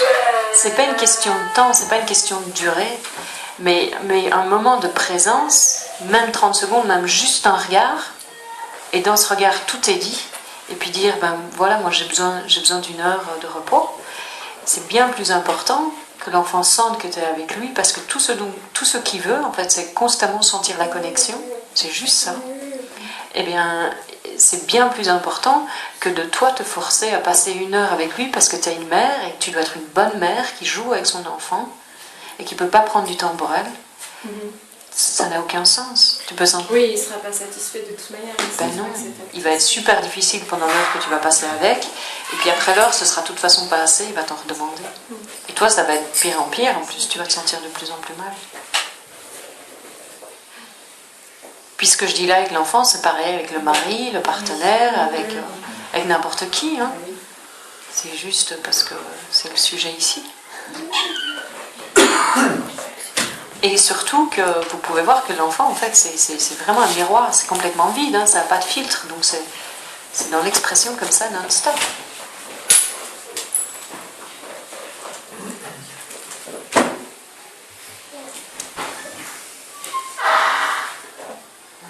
Moi, par rapport à ce que disait Mirabel sur le fait d'être... de savoir que les moments n'est pas aligné, du coup, qu'est-ce qu'on fait, on regarde et tout... ce que ça me fait penser, c'est que si on ressent ça, si on ressent en quelque sorte, si on a peur de son incapacité à être le plus souvent aligné, il faut absolument penser à soi avant tout, quoi. Et ça, c'est dans tous les moments de la vie, même quand on n'a pas d'enfant, en fait. On a souvent tendance à bannir l'égoïsme, mais voilà, il faut vraiment penser à soi en premier, et parce que de prendre soin de soi va évidemment régler tous les problèmes qu'il y a autour. Bien sûr. Et du coup, si parfois quand on entend, je sais que quand on entend des discours où il faut être authentique, et la solution c'est d'être authentique et de toujours communiquer, etc. Alors qu'en soi on se dit, mais il y a plein de fois où je sens que je ne suis pas authentique et que j'arrive pas à communiquer, parce que j'arrive pas à ressentir qui je suis vraiment, parce que j'arrive pas à comprendre ce qui m'arrive, émotionnellement, etc. Et donc là, qu'est-ce qu'on fait? C'est là que je pense vraiment qu'il faut se pencher là-dessus individuellement et trouver des solutions, voire des solutions techniques, quoi, à s'exercer à ça, à travailler là-dessus vraiment profondément, en fait. Et, parce que pour que les choses fonctionnent dans l'instant, qu'on soit authentique dans l'instant, il faut qu'il y ait un sacré boulot. Enfin, pour certains, il n'y a pas besoin de boulot, hein, il y a des gens qui n'ont pas besoin de boulot, mais si on sent qu'on est un peu loin de ça, y compris parfois seulement, il y a un sacré boulot derrière pour acquérir ça, pour être capable de sentir dans l'instant, quoi. ce boulot-là, et il y a plein de techniques pour ça, quoi. Mais il faut se pencher là-dessus. Oui, et de voir aussi, ce qui me vient maintenant, c'est de voir aussi mettre des choses en place parce que, voilà, comme tu le partageais tout à l'heure, c'est oui, mais j'ai appris de mon expérience passée que parfois, voilà, je ne pouvais pas me faire confiance, du coup j'ai mis ces cadres en place, mais de voir aussi, en fait, de pouvoir voir que quoi que ce soit qui s'est passé dans le passé, tu n'as jamais mal fait. Parce que ce qui fait qu'on met certaines nouvelles règles en place ou certaines règles en place parce qu'on ne se fait pas confiance, c'est qu'en fait on s'en veut et on ne se pardonne pas soi-même et on croit qu'on a été imparfait à un moment, on a mal fait quelque chose et ça, ce qui se nourrit, c'est une culpabilité et un blâme envers soi-même et il y a une rancœur qui reste et il y a une cristallisation qui se fait autour de ça. Et en fait, ce qui est important, c'est de voir que quoi que ce soit qu'on ait fait, à quelque moment que ce soit, ça n'a jamais été mal. Ça a été ce qui était dans l'instant. Et c'était la seule chose qu'on pouvait faire dans l'instant, ça ne pouvait pas être différent en fait. Et de reconnaître ça, c'est important parce que du coup, ça permet aussi une nouvelle possibilité. Parce que ce que j'ai fait un jour ne définit pas qui je suis. C'était juste ce qui s'est passé à un moment X. Ça ne veut rien dire de moi aujourd'hui. Mais tant que moi, je reste accrochée à ça, je crois que c'est moi. Et je reste cristallisée avec ça. Et je continue à souffrir aujourd'hui et à nourrir que je suis cette personne aujourd'hui avec le blâme ou la culpabilité que j'ai par rapport à ça. Et l'enfant le sent en fait aussi. Donc va réagir à ça, va aussi refléter ça. Et ce qui est important, c'est de nouveau d'aller voir toi, en fait, d'aller voir soi-même. Tiens, mais où est-ce que je ne me suis pas pardonnée? Qu'est-ce que je crois vraiment de moi, en fait? Qui je crois être? Et de voir parfois que peut-être qu'on nourrit l'impression qu'on peut être un monstre ou qu'on a fait des mauvais choix. Et c'est jamais vrai, en fait. Parce que quoi que ce soit qui s'est passé, ça a toujours été le mouvement de la vie à travers nous. Et à l'instant, c'était très juste. Même si ça semble ne pas être la bonne chose à faire, pour qu'il y ait une bonne chose, il faut qu'il y en ait une mauvaise. Et en fait, ce à quoi j'invite, c'est de voir que quoi qu'il se passe, c'est toujours le mouvement de la vie. Il n'y a pas quelqu'un qui agit et qui est l'agissant central au cœur de l'expérience, en fait, qui fait les choix. Il y a la vie qui se vit en permanence. Et donc, il ne peut y avoir que pure innocence. Ce qui vient culpabiliser après, c'est la pensée qui vient dire « t'as mal fait ». T'es telle personne, t'aurais dû faire mieux, t'aurais pu faire mieux. C'est impossible de faire les choses différemment de ce qu'elles sont. Parce que ce qui a été fait, c'est déjà passé. C'est impossible de le changer. C'est impossible que ça ait pu être différent. Il faut de la pensée pour ça. Ça n'existe pas dans la réalité, faire les choses différemment de ce qu'elles étaient. Ça ne peut exister que dans les pensées qui viennent après. Et c'est impossible, en fait. Mais dans l'instant, il y a possibilité de tout changer. C'est-à-dire d'arrêter de croire cette histoire. Qu'il y a quelque chose qui s'est mal passé dans le passé et qu'aujourd'hui je suis une mauvaise personne à cause de ça et je dois prendre des mesures contre moi-même ou pour protéger les autres de moi parce que je pourrais encore mal faire. Il n'y a jamais rien qui s'est mal passé. Mais tout ça, ça doit être vu, puis ça doit être vu en conscience et libéré en fait, parce que sinon on nourrit cette espèce de personnage qu'on croit qu'on est et qui n'a jamais été nous. Jamais. Quoi que ce soit qu'on ait fait, ça n'a jamais été nous. Et ça ne nous a jamais définis.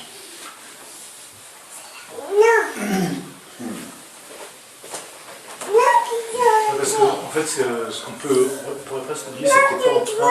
Parce que là, encore une fois, tu es en train de faire. Tu fais une description. Nous, on vient avec des attentes, et puis on finit par. Peut-être on peut se laisser piéger par l'idée qu'on va savoir à un moment donné, effectivement, ce qui est bon et que. Mais en fait, non, on ne sait pas du tout. Et ce qu'on va apprendre en tant que parent, c'est vraiment lâcher. Ça peut être douloureux, des fois lâcher. Enfin, accepter le fait qu'on ne sait pas du tout ce qui est bon pour lui.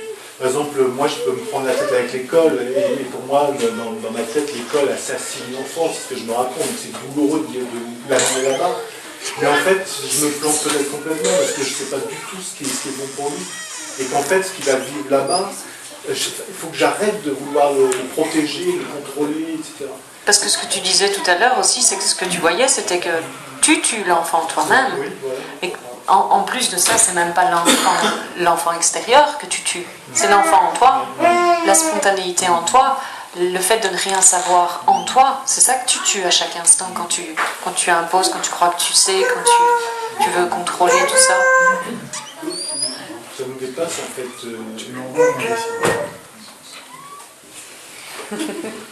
Tu m'as accueilli, Marco. Bonjour.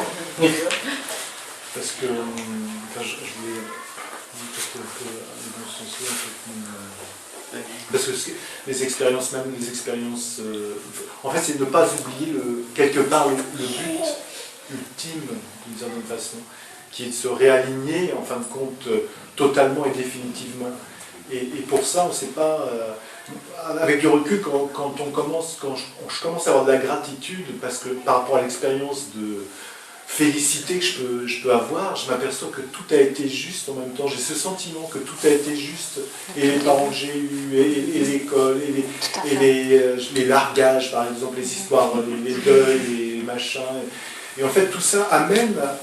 Donc en fait, ce qui est bon pour l'enfant, on n'en sait rien du tout, finalement. Non. En même temps, en parallèle, on peut avoir... C'est pour ça que vous ne serez jamais un parent parfait dans la forme de ce que vous allez faire, mais quoi que ce soit que vous allez faire, vous êtes le parent parfait.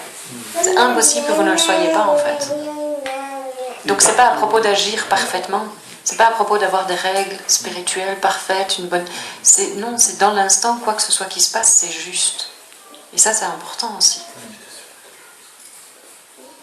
En fait, ce à quoi vous voulez revenir, c'est cette pure innocence, en fait. Vous rendre compte que c'est impossible que vous fassiez une erreur à aucun moment, quoi que vous fassiez.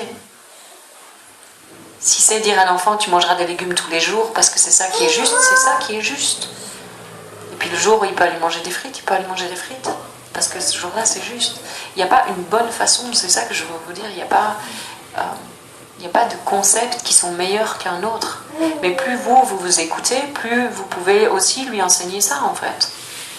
Et puis en même temps, voilà, du coup, il est votre chemin spirituel.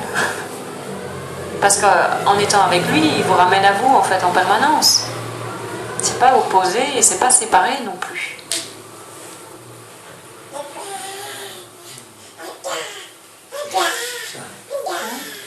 Ah, pardon. Oui. Allez voir. Allez-y, décidez. Donc moi, je donne des cours de cirque avec des enfants. Et donc, je donne des cours le mercredi. Donc là, c'est des enfants qui choisissent de venir. Et je donne aussi des cours dans le cadre scolaire où ils ne décident pas forcément de venir. Et donc là, c'est difficile en fait. Parce qu'ils n'ont pas envie d'être là, donc c'est difficile de leur demander de faire ça, quoi. Voilà.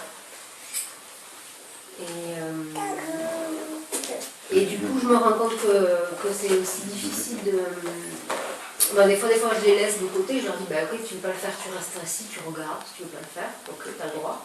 Mais après, c'est vraiment difficile parce que les gamins, ils partent à faire n'importe quoi. Après, c'est gros bazar. Ça peut être. Bah oui, je connais tout à fait le truc. Moi, je pourrais pas imaginer aller parler de ce que je parle quelque part où c'est pas voulu. C'est impossible, en fait. S'il n'y a pas une invitation, ça ne parle pas.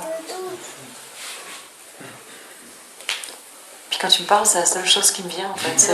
Et qui fait que toi, qu'est-ce qui fait que toi, tu vas à l'école, en fait, là où c'est pas nécessairement voulu? Est-ce que toi-même, tu as envie d'y aller à l'école? Là où tu sens qu'il n'y a pas nécessairement une demande? Ben non, je n'ai pas spécialement envie d'y aller. Ben voilà, c'est ça. Disons que dans le lot des enfants, il y a peut-être 80% qui sont contents d'être là, il y en a 20 qui ne sont pas contents d'être là. Ouais, mais toi, est-ce que tu es contente d'être là? Ben non. C'est la réponse.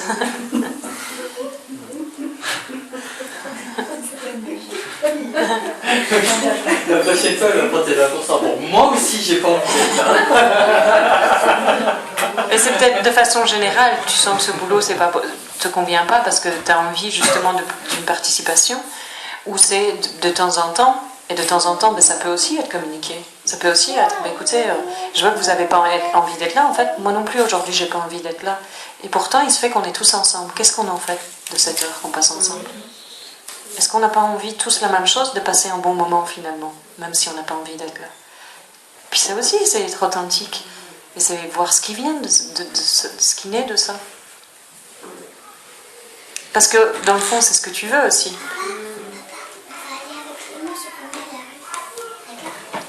Donc c'est de sentir vraiment toi si ce boulot en fait répond pas du tout à ce que tu sens et ne te convient pas du tout, donc tu as la réponse. Peut-être que si tu le prends parce que tu as peur de manquer d'argent, ou parce que tu penses que tu dois, ou parce que si tu le prends pas tu n'auras rien d'autre, tu peux regarder à ça. Mais si c'est juste de façon sporadique, ça peut être juste l'occasion d'une expression et de voir ce qui naît de cette authenticité en fait, de ce partage. Ça peut être l'occasion d'un autre cours que le cirque. Qu'est-ce que c'est le cirque après tout?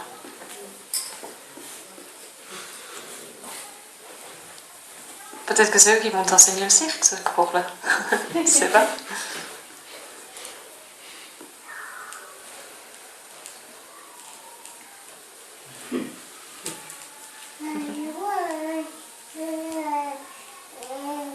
Parce que quand on fait quelque chose qu'on n'aime pas, en fait, on bloque le flux de quelque chose d'autre qui nous appelle.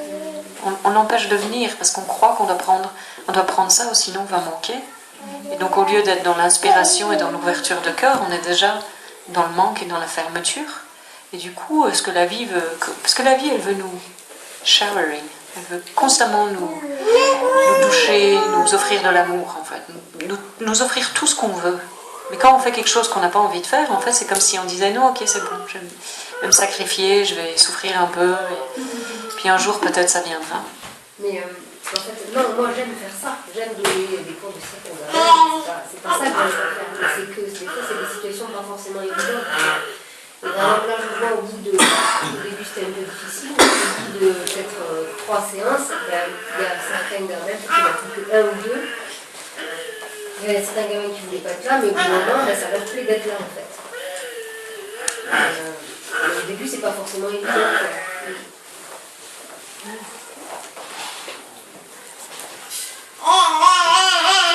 Mais c'est ça, hein, c'est de regarder, vraiment de voir aussi, peut-être qu'en toi aussi, c'est ça, au début c'est pas facile d'être là.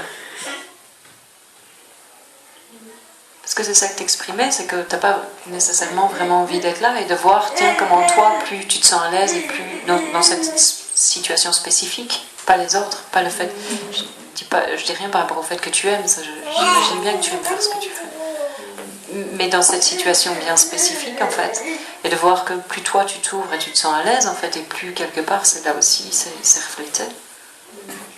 Donc les gens te joignent là-dedans.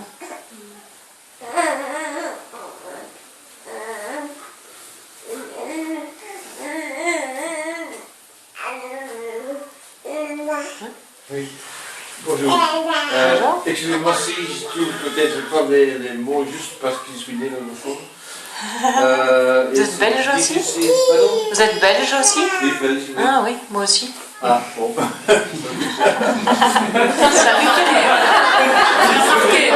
remarqué que j'étais belge? Ah oui. Ah oui? C'est incroyable ça. C'est l'accent belge. Non, c'est la plus québécoise des Belges. Vous êtes francophone? Oui, je suis francophone. Oui, moi je suis néerlandophone. Oui, mais ça j'entends bien aussi. Ça donne de confiance. Ça est vrai à une fois. Pardon? Ça est vrai à une fois. Ça est vrai, hein? Ça fait. Ça est vrai, oui, c'est du bruxellois. Elle parle avec l'accent belge. Ah oui, oui. Les Belges francophones. Oui, oui, oui. Autant dire qu'ils ont une façon de parler un peu particulière. Oui, c'est comme ça. Ce qui est très comique, c'est que tout à l'heure, en fait, ou c'était hier, je marchais et j'ai dit quelque chose à quelqu'un, je me suis dit, waouh, ça c'est un gros accent belge quand même. Encore là maintenant, quand je viens de le dire, j'ai entendu. Ah ouais. Bon, si on me dit qu'il y a un accent, je suis déjà content parce que ça veut dire qu'on me comprend. Oui, tout à fait. Non, bon, c'est intéressant tout ça. Et c'est ce que vous avez dit. Je crois vraiment que tout ce qu'on fait à chaque moment, on ne peut pas faire une erreur parce qu'on fait le meilleur choix qu'on fait, parce que sinon on fait un autre choix. Hein? Donc, ce que je trouve très difficile, j'en ai déjà parlé, il y a les propres bezwaren, les bezwaren de l'autre.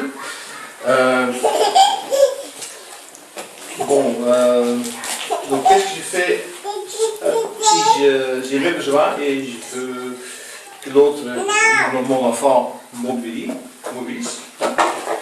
qu'est-ce que je fais avec ces besoins, hein? Donc il y a toujours les deux extrêmes. Ou bien on est très rigide, on dit ah, mais je vais comme ci, comme ça, et on n'entend pas l'enfant. Ou bien l'autre côté, on entend l'enfant toujours, tout le temps. Hein? Et on oublie soi-même. Hein? Donc, et il y a souvent dans la vie, j'ai vu qu'il y a les deux extrêmes, et moi je crois qu'il y a le chemin au milieu qui est le meilleur. Mais bon, voilà, le chemin au milieu, pour moi et pour l'autre, c'est peut-être pas le même. En fait, c'est la croyance, mais bien souvent, en fait, hein, ce qu'on se rend compte, c'est que on est tellement télépathique, et puis que quand on n'a pas des idées et des croyances qui viennent en fait se mettre dans le chemin, bien souvent on sent la même chose. Il n'y a pas mon désir et le désir de l'autre, en fait. Bien souvent on se rencontre dans le désir. Souvent, oui. Oui, ben, j'ai envie de dire 99% du temps, je pense vraiment. Oui, et c'est toutes les croyances et les peurs en fait qui font qu'on va sentir autre chose. Et donc c'est que si tu vois que chaque situation est l'opportunité de voir ça, au lieu de l'opportunité d'être en accord et d'obtenir exactement ce que je veux, c'est que moi je puisse m'exprimer, que l'enfant puisse s'exprimer. Dans cette expression, il y a déjà l'énergie qui circule. Et peut-être que dans cette expression, en fait, ce dont je pensais avoir besoin tombe. Et peut-être que dans cette expression, ce dont l'enfant pensait avoir besoin tombe. Et qu'on se rencontre en fait là. Mais il faut avoir il faut être ouvert à ça, pour ça. Et pas avoir l'attente que ce que je pense qui est mon besoin doit absolument être comblé. Parce que je ne sais même pas si c'est mon besoin. L'autre jour, il y avait Thierry qui exprimait ici, je sens que j'ai besoin de savoir que tout le monde est détendu dans la pièce. Les personnes qui lui a répondu, qui lui a dit si on était détendu, lui, dans l'instant, ce qu'il vivait, c'était l'expression d'avoir besoin de dire je sens que j'ai besoin de savoir si tout le monde est détendu, parce que je sens que j'arrive pas à être détendu si je sais pas si tout le monde est détendu. Il n'y avait rien que le fait de l'avoir exprimé, dans les instants qui suivaient, en fait, c'est tombé complètement. Il n'y avait pas besoin que quelqu'un lui réponde. Mais il avait besoin, lui, de l'exprimer. Et quand toi, tu n'exprimes pas, en fait, et que tu ne laisses pas le mouvement de la vie s'exprimer à travers toi, c'est là que tu te coupes. L'idée derrière, c'est de croire que mon besoin doit être répondu. C'est pas vrai, c'est une attente. Mais ce qui doit, c'est être exprimé. Et après, tu peux en fait être très étonné du fait que peut-être que tu n'as plus le même besoin. Et du coup, on peut se rencontrer quand il y a expression. Et le besoin qui joue, pas pour moi, mais souvent, moi j'étais souvent, comment dire, très pour aider l'autre, je suis là, je m'oublie moi-même, et ce qui est derrière ça, c'est si je fais comme ça, je suis aimé, au même. C'est une croyance. Hein? Aimer. Je traduis. Tu as dit gêné? Aimer. Oui. Pour être aimé, il faut faire comme ça. Oui. Et ça, c'est un grand, comment je ne connais pas le mot, valkuil, un grand trou dans lequel on peut tomber. Bon, là. Ah oui. Non, mais c'est un témoignage personnel. J'ai eu une relation depuis 2 ans. Et hors de relation amoureuse, moi je peux poser mes limites. Et dans cette relation, je ne pouvais plus poser mes limites. J'ai perdu moi-même. Oui. Je ne m'ai jamais vu comme ça. Ouais. Et ce qui est au fond, c'est que le peur d'être passer. D'être aimé, oui. Oui. Tu peux voir que même dans cette situation, c'était important que tu la vives en fait. Pour que tu puisses que tu vives cette expérience où tu te rends compte combien le besoin d'amour pour toi est important. Ah oui, mais maintenant j'ai tout fait. Oui. Donc c'était pas une erreur non plus cette relation. Non, mais j'ai pas dit que c'était une erreur. Non, pas du tout. Non. Et donc on peut voir que toutes les situations, que ce soit les enfants ou les autres relations, en fait viennent en permanence nous montrer ce qui se passe en nous. Et nous enseigner et nous permettre en permanence de grandir en fait.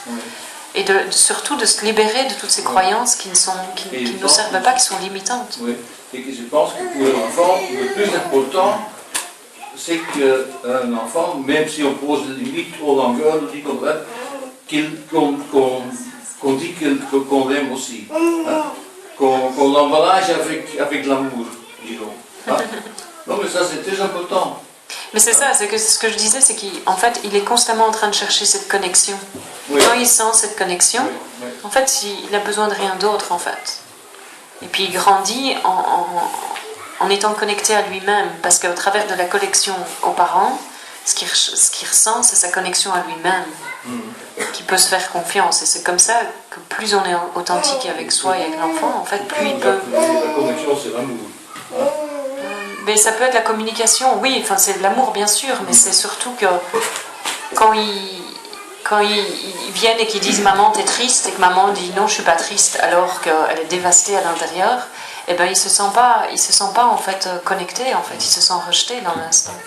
Ou quand vous faites quelque chose que vous n'avez pas envie de faire parce que vous pensez que vous devez lui faire plaisir ou que vous êtes un bon père et que vous faites faire ça, et puis qu'il sent que vous êtes complètement ailleurs, vous n'êtes pas du tout présent, il le sent en fait que vous n'êtes pas là. Et donc en fait c'est ça en fait, c'est ce que je dis connexion, c'est plus vous êtes authentique et en fait plus tout coule de source.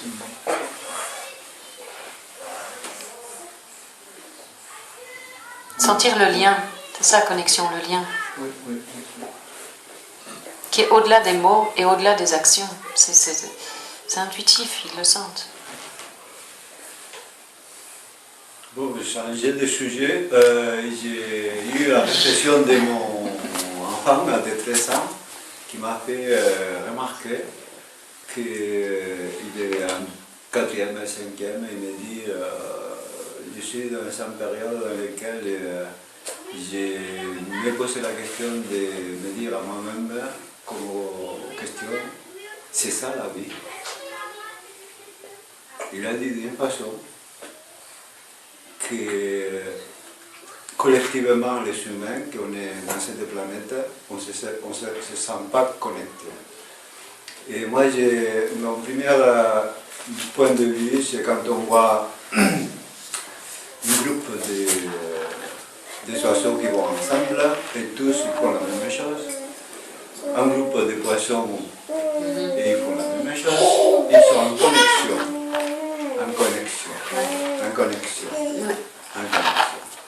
Chose que mon enfant, il ne voit pas cette connexion entre les humains. C'est pour cela que, de la façon qu'il a dit, c'est ça la vie. Il nous voit diviser. Parce qu'on est dans le dualisme, j'imagine. Oui, et c'est parce qu'on croit qu'on a des choses à protéger, on croit qu'on est différents, enfin qu'on est séparés des uns des autres, et du coup qu'on a des esprits séparés, du coup qu'on doit cacher ce qui se passe en nous, qu'on doit le protéger, qu'on a des positions à défendre, et qu'on doit se protéger des uns des autres au lieu d'être ouvert en fait. Donc on est constamment en vie fermée, au lieu de rester ouvert et de pouvoir être soi-même. Et dans cet être soi-même, c'est là qu'on sent la connexion en fait, parce que c'est naturel, on est naturellement connecté, on se coupe de ça. Et c'est ce qui se passe pour son enfant en fait, il devient un adulte entre guillemets, comme les autres, c'est-à-dire qu'il a cette croyance-là qu'il est séparé du reste en fait.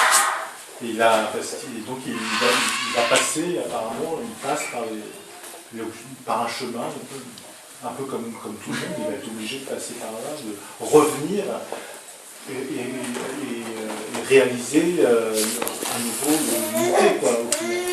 Et effectivement, il commence à se sentir d'être victime de quelque chose,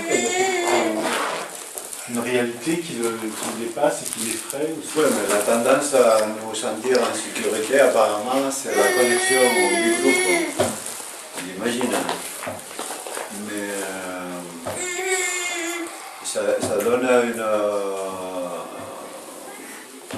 subtilité dans notre état intuitif qui nous empêche de jouer ce rôle de connectivité, je dirais. Il y a quelque chose qui nous empêche. Et ces choses qui nous empêchent, c'est quelque chose de réel. C'est pas un truc imaginaire. Mais quand tu dis ça, tu parles aussi de toi-même, quelque part. Alors là, si je te parle de moi-même, enfin, je sais pas. Peut-être que tu parles de toi-même par rapport à ta propre Si vous voulez continuer la discussion, je vous laisse, mais je voulais juste... je pense que la petite nous rappelle clairement à la fin de la séance, en fait, à la fin de la session. Je voulais tous vous remercier pour votre présence. Plein de belles choses. Merci beaucoup. Merci beaucoup.